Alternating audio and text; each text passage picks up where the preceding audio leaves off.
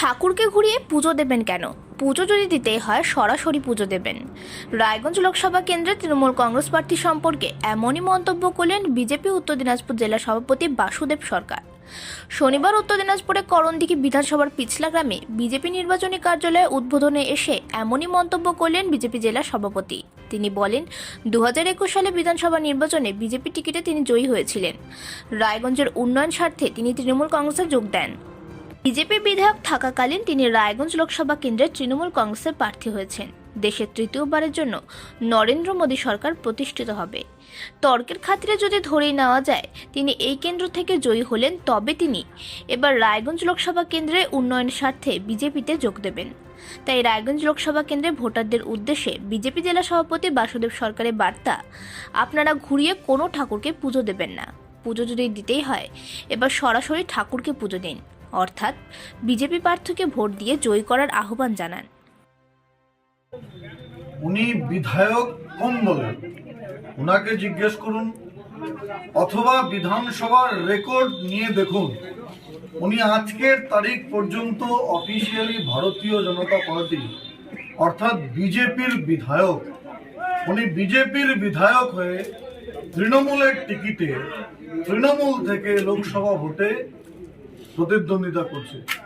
আমি আপনাদেরকে মাধ্যমে রায়গঞ্জ লোকসভা কেন্দ্রের ভোটারদের জনতা জনার্দনকে জানাতে চাই, 2021 সালে পশ্চিমবঙ্গে ভারতীয় জনতা পার্টির সরকার হবে, বিজেপির সরকার হবে।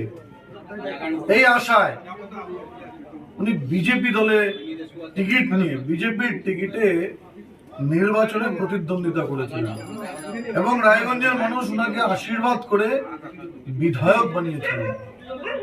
কিন্তু 21 সালে বিজেপির সরকার হয়নি। উনি মমতা ব্যানার্জির উন্নয়নে সামিল হওয়ার জন্য, মমতা ব্যানার্জির উন্নয়নে গা ভাসিয়ে উনি তৃণমূলে যোগ দিয়েছেন মমতা ব্যানার্জির উন্নয়নে সামিল হবেন বলে।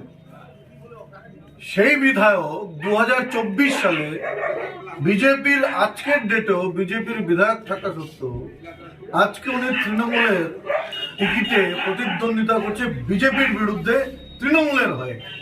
আপনারা বলুন, রায়গঞ্জের জনতা জনার্দন সাধারণ মানুষ আপনাদের কাছে আমার জিজ্ঞাসা, আপনারা বলুন 2024 সালে দূর দূর পর্যন্ত কেন্দ্রে তৃণমূলের অথবা মমতা ব্যানার্জির সরকার হওয়ার কোনো সম্ভাবনা আছে কি? সবাই বলবে না। 2024 সালে কেন্দ্রে মোদিজিরই সরকার হবে, বিজেপিরই সরকার হবে। কিন্তু 2024 সালে উনি যদি শব্দটা লাগাচ্ছি, যদি রায়গঞ্জ থেকে ভোটে যেতেন, তাহলে উনি যেহেতু কেন্দ্রে মমতার সরকার হবে না, মোদিজিরই সরকার হবে, তখন মোদিজির উন্নয়নে সামিল হওয়ার জন্য উনি বিজেপি দলে যোগ দেবেন। কারণ উনি উন্নয়নে সামিল হতে চায়। 21 সালে বিজেপির টিকিটে জিতে উন্নয়নে সামিল হওয়ার জন্য তৃণমূলে গেছিলেন। 24 সালে তৃণমূলের টিকিটে জিতে মোদিজির উন্নয়নে সামিল হওয়ার জন্য উনি বিজেপিতে যাবেন। স্বাভাবিক কারণে ওনাকে ভোট দেওয়া মানে বিজেপিকেই ভোট দেওয়া। স্বাভাবিক কারণে আমি বলছি, আমাদের একটা মনসা পুরাণে আছে না, চাঁদ সদাগর বলছে, যে হাতে পুজি আমি দেব শুলো পানি, সেই হাতে না বুঝিব চ্যাং মুড়ি কানি। তো জনতা জনার্দনকে আমি বলবো, ঘুরিয়ে না দিয়ে ভারতীয় জনতা পার্টির যে প্রার্থী হবে, যে প্রার্থী আছে, তাকে ভোট দিন, সরাসরি তাকে ভোট দিন। ঠাকুরকে সরাসরি পুজো করুন, বাঁ হাত দিয়ে পেছন দিয়ে পুজো করতে হবে না, সরাসরি সামনে বুক চিপে পুজো করুন। বিজেপিকে ভোট দিন, বিজেপির উন্নয়নে সামিল হন, মোদিজির উন্নয়নে সামিল হন।